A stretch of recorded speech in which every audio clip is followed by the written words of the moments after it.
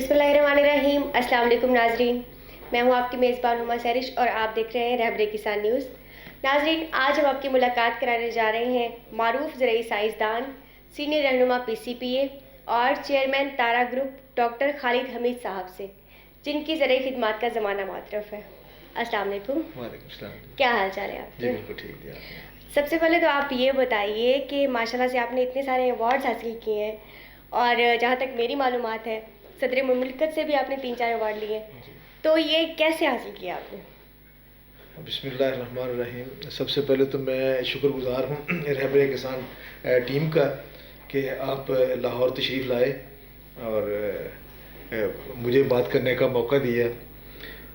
जो आपका पहला क्वेश्चन ये है कि इसमें बेसिकली हर जो कंपनी है उसकी तरक्की का राज और ख़ास तौर पर ये जो अवार्ड्स हैं, ये मैं समझता हूँ कि जी हमारे पाकिस्तान एक ज़री मुल्क है और पाकिस्तान की ज़राअत जो है वो एक रीढ़ की हड्डी की मानद है पाकिस्तान की इकोनॉमी में। और यहाँ पर जो गैप है वो रिसर्च एंड डेवलपमेंट का है। और मैं बीइंग ए प्रोफेशनल, मेरी PhD इन एग्रीकल्चर है और वो imperial college of science technology and medicine London से है। इस इंडस्ट्री में एज ए चेयरमैन या चीफ एग्जीक्यूटिव एक PhD और अपने बिजनेस में अपने इस रिसर्च एंड डेवलपमेंट में प्रोफेशनल, वो मैं एक वाहिद आदमी हूँ जो कि एक लार्ज स्केल के ऊपर है। तो मेरे उस विजन की वजह से जो पाकिस्तान की एग्रीकल्चर के लिए जो सोच है कि आइंदा आने वाले सालों में क्या होने वाला है, तो मेरा number 1 focus research and development के ऊपर होता है। तो ये जितने भी अवार्ड्स हैं ये innovation in agriculture, research and development, CSR activities, environmental activities के ऊपर ये सारे वो अवार्ड्स हैं।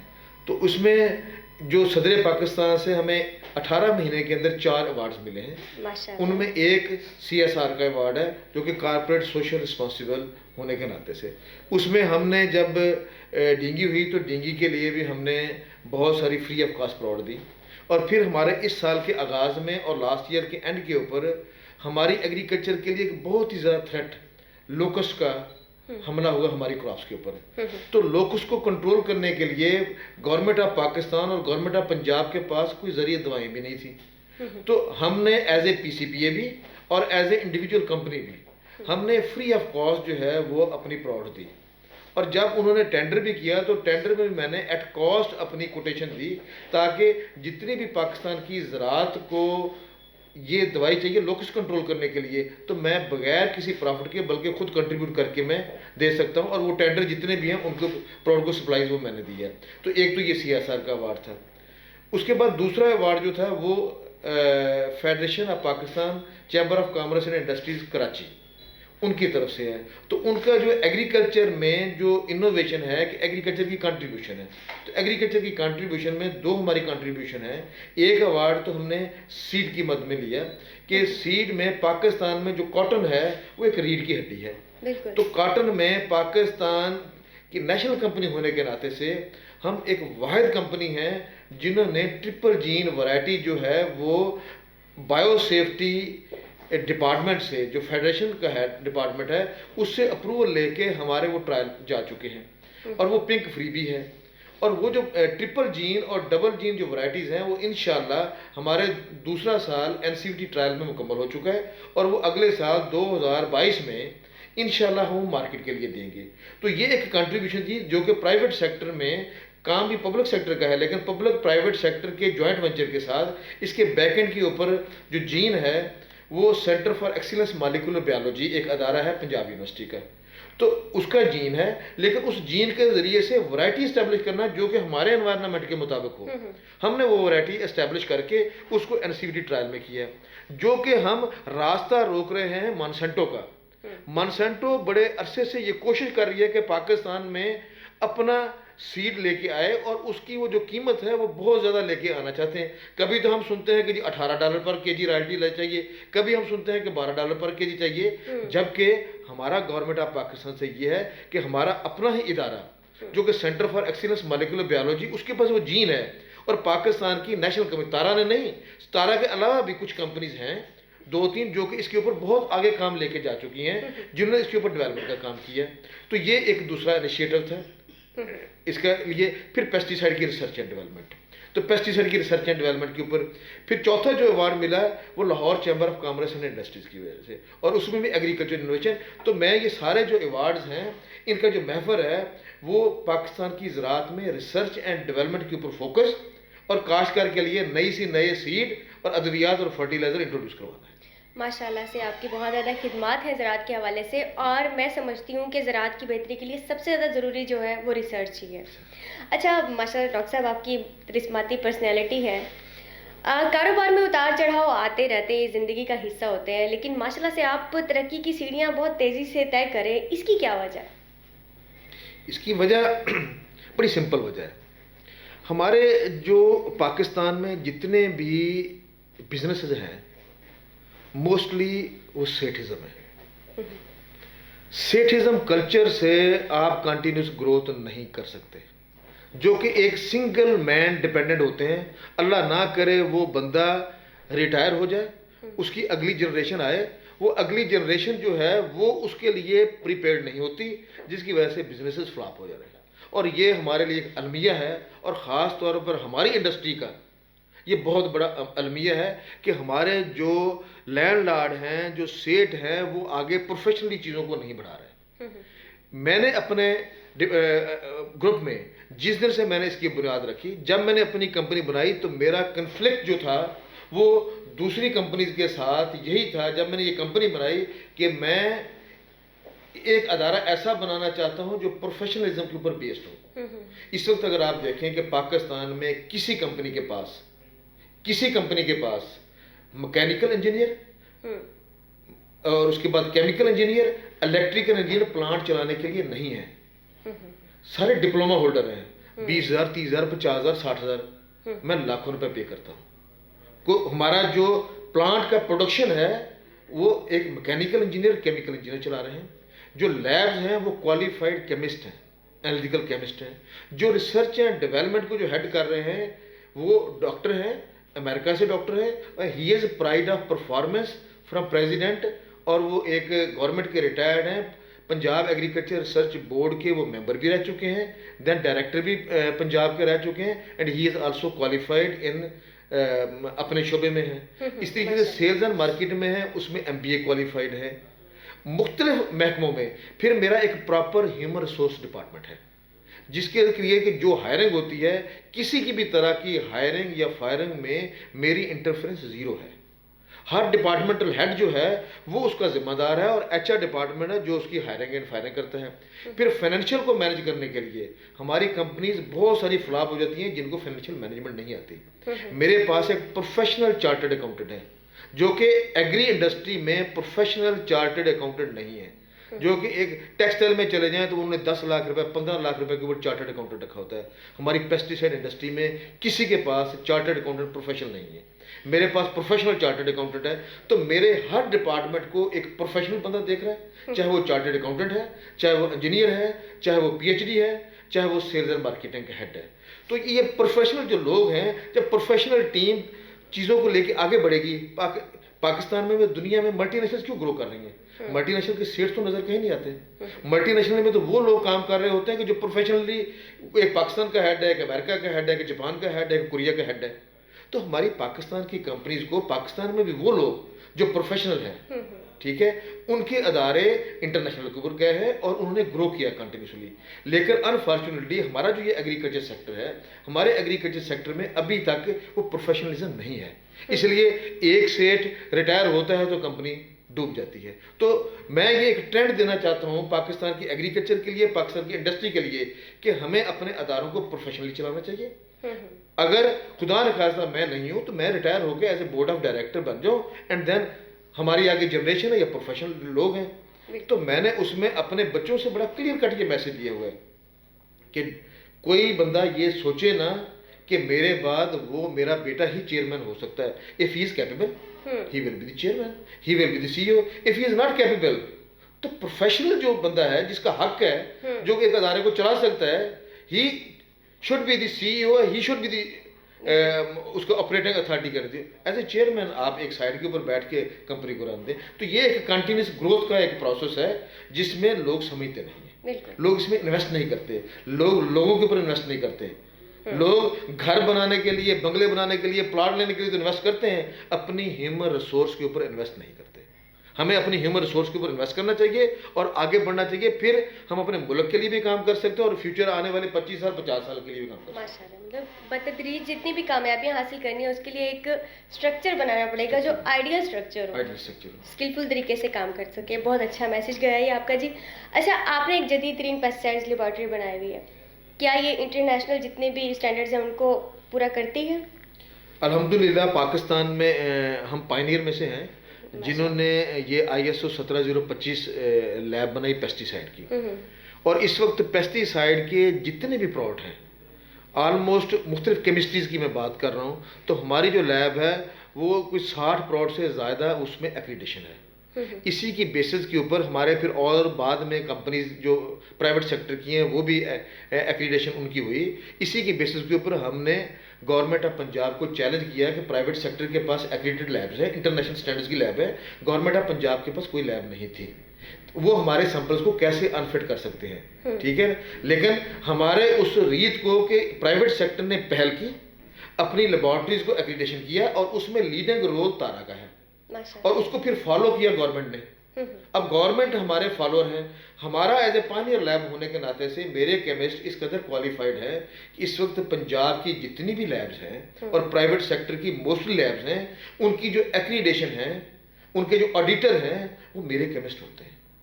यानी कि ministry of science and technology ने तारा के केमिस्ट को इस कदर वो क्वालिफाइड समझते हैं कि एक अच्छे ऑडिटर हैं। ऑडिट करने के लिए मेरी टीम जो है वो गवर्नमेंट पंजाब में भी और पूरे प्राइवेट सेक्टर में जितनी मुल्तान, भावलपुर, रहीम यार खान लैब एक्रीडेशन हमारे बाद हुई हैं, उनकी एक्रीडेशन कराने में तारा एक बहुत अहम रोल है।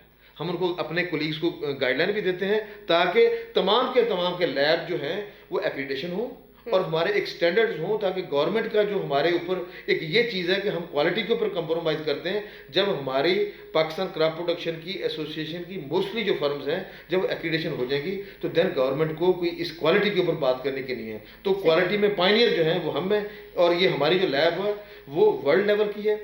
हमारे जो हम इसके जो स्टैंडर्ड्स हैं वो एनालाइज होते हैं। तो अब हम अगर डेटा यहाँ पर एनालाइज करके या हम कोई रिपोर्ट्स भेजते हैं तो बाहर हुई हम वो भेजें तो उसको एक्सेप्ट करते हैं लोग। माशाल्लाह जी। अच्छा, पेस्टिसाइड्स ग्रुप में आप तारा को कौन सा नंबर देंगे? ये एक बड़ा आपने एक अच्छा क्वेश्चन किया है। मैं ये कहूँगा कि जी इन जो टॉप 5 हैं वी आर अमंग टॉप 5, इसमें नेशनल एंड मल्टीनेशनल दोनों को शामिल करके तो वी आर टॉप 5। माशाल्लाह जी। अच्छा, रहबरे किसान अखबार के साथ तो आपका ताल्लुक है, अभी हमने रहबरे किसान न्यूज़ भी शुरू किया है चैनल, तो इसके बारे में आप क्या कहना चाहेंगे?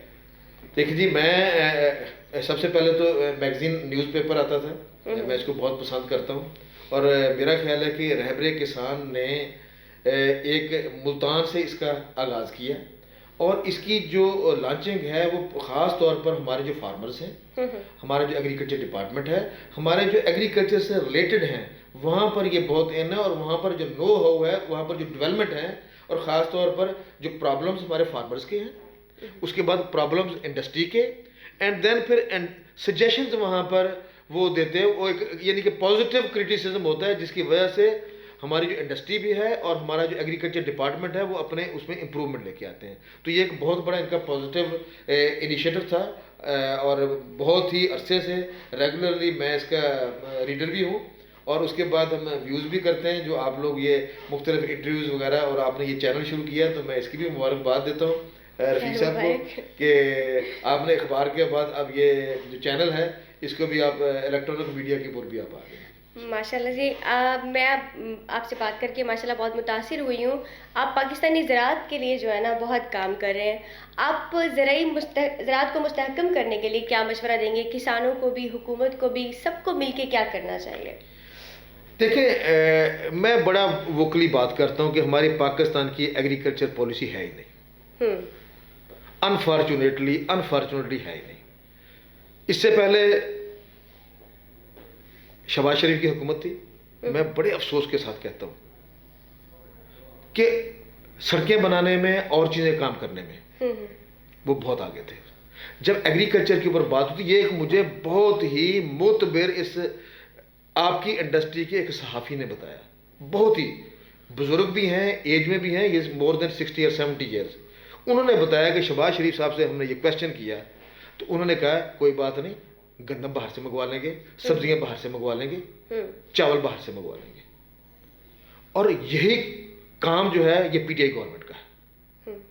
कोई फर्क नहीं है नून लीग की पॉलिसीज में और पीटीआई की पॉलिसी में, ज़राअत के ऊपर रत्ती बराबर भी फर्क नहीं है। और ये हमारी बदकिस्मती है, लम्हा फिक्रिया कि पाकिस्तान ज़री मुल्क होने के बावजूद हमारी ज़राअत के ऊपर पॉलिसी नहीं है। बिल्कुल। जब